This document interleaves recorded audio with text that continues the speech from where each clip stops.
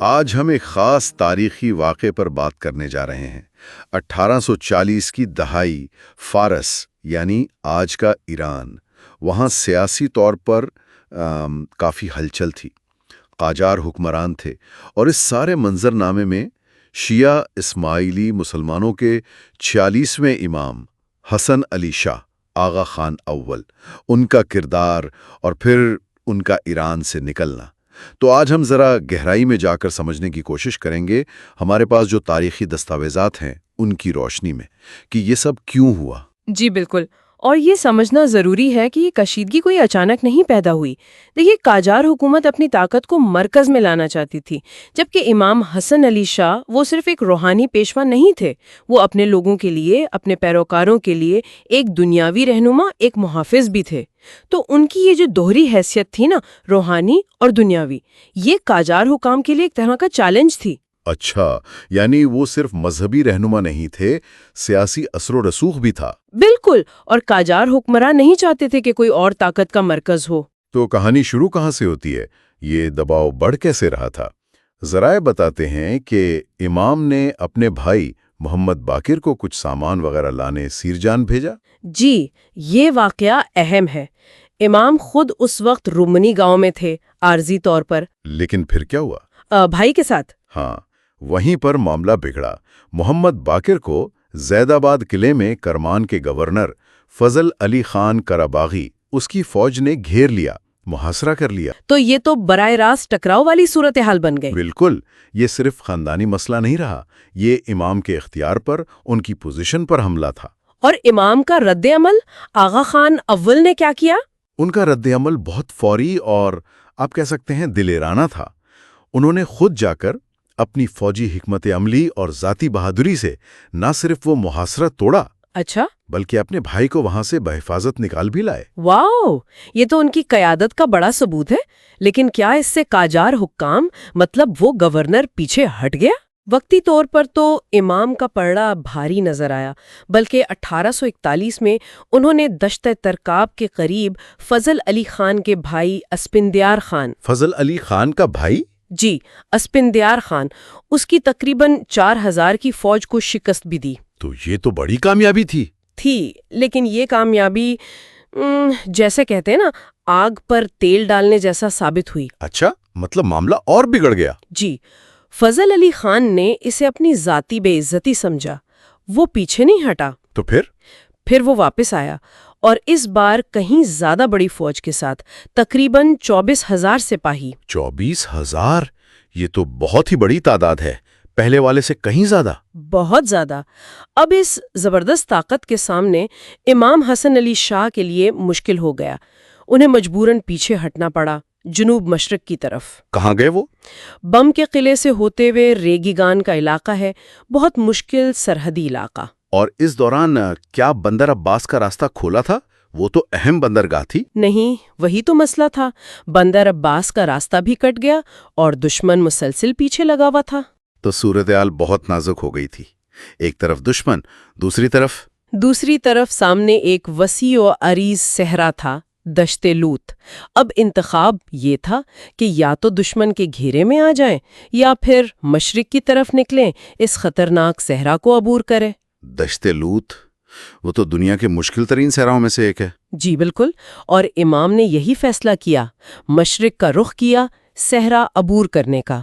یہ صرف کوئی فوجی چال نہیں تھی، یہ بقا کا سوال تھا، اپنے لوگوں کو بچانے کا۔ اور پھر وہ سفر، یہ کتنا مشکل رہا ہوگا؟ کون کون ساتھ تھا؟ راور سے قائن تک، جنوبی خراسان میں وہ پورا علاقہ۔ بہت مشکل۔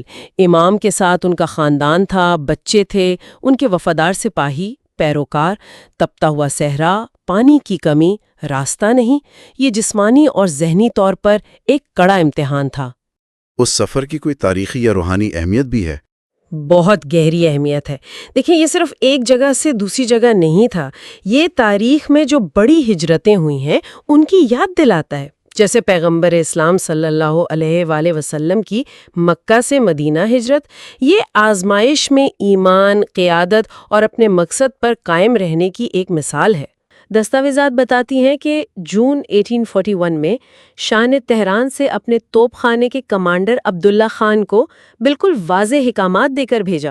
کیا احکامات تھے؟ یہی کہ امام کی مدد کرنے والے کسی بھی قصبے کو جلا دیا جائے، تباہ کر دیا جائے۔ اور صرف یہی نہیں، دوسرے گورنروں کو بھی فوجی دستے دے کر پیچھے بھیجا گیا تعاقب میں۔ تو مطلب امام اور ان کے ساتھی تو چاروں طرف سے گھر گئے تھے؟ جی بالکل۔ ایک ذریعے میں پڑھا کہ شدید لڑائی بھی ہوئی اور پھر انہیں عارضی طور پر بلوچستان کے پہاڑوں میں پناہ لینی پڑی۔ ہاں، وہ بہت دشوار گزار علاقہ ہے، صورتحال یقیناً بہت مشکل تھی۔ ظاہر ہے، اس وقت کیا آپشنز رہے ہوں گے ان کے پاس؟ دیکھیں، حالات تو نازک تھے بہت زیادہ، لیکن تاریخ یہ بتاتی ہے کہ امام نے ہمت نہیں ہاری۔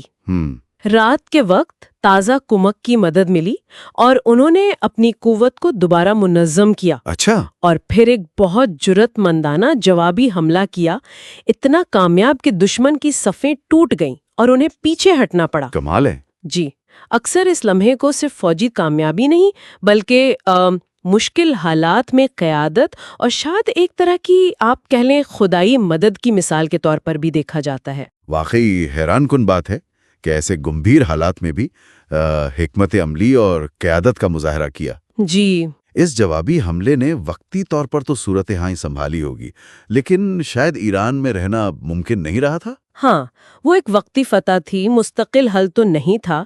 بالآخر امام اپنے بھائیوں اور وفادار مریدوں کے ساتھ، یعنی جان نثار پیروکاروں کے ساتھ افغانستان پہنچنے میں کامیاب ہوئے۔ تو یہ اسماعیلی امامت کے ایران میں صدیوں پرانے دور کا ایک طرح سے اختتام تھا؟ جی، ایک باب کا خاتمہ ضرور تھا، لیکن یہ ایک نئے دور کا آغاز بھی تھا۔ نئے دور کا آغاز، آپ نے کہا۔ ذرائع یہ بھی تو کہتے ہیں کہ یہ فیصلہ شکست کا نتیجہ نہیں تھا، تو پھر اس اقدام کے پیچھے اصل محرکات کیا تھے؟ دیکھیں، تاریخی تجزیہ یہی بتاتا ہے کہ بنیادی محرک تو اپنے پیروکاروں کی سلامتی تھی۔ اچھا۔ اور ساتھ ہی امامت کے منصب کا تحفظ، جو ان کے نزدیک ایک مقدس ذمہ داری تھی۔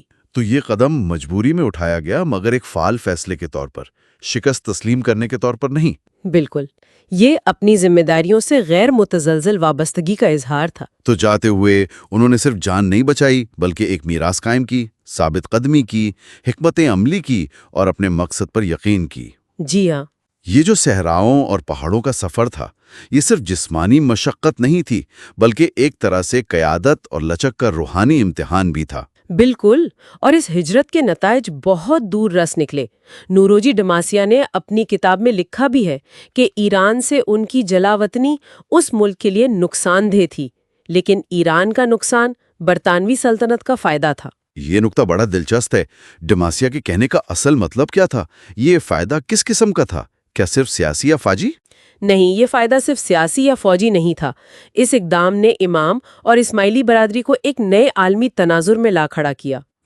برطانوی ہندوستان میں آمد کے بعد امامت نے برطانوی حکومت کے ساتھ تعلقات بنائے، جس نے مستقبل میں اسماعیلی برادری کی بین الاقوامی سطح پر ترقی، تعلیم اور سماجی بہبود کے اداروں کی بنیاد رکھی۔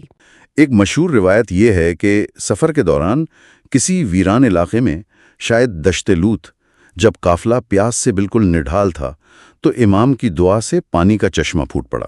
اچھا۔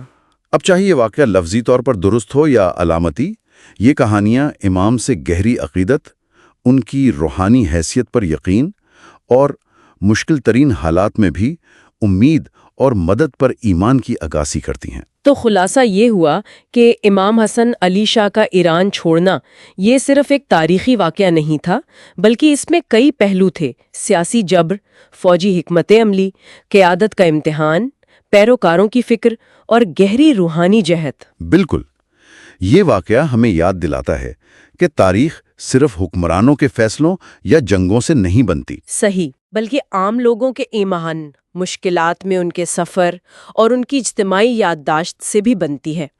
آغا خان اول کی یہ ہجرت اسماعیلیوں کے لیے ایک بنیادی اصول کی تصدیق بن گئی کہ جہاں امام ہوتا ہے وہیں رہنمائی اور روشنی ہوتی ہے۔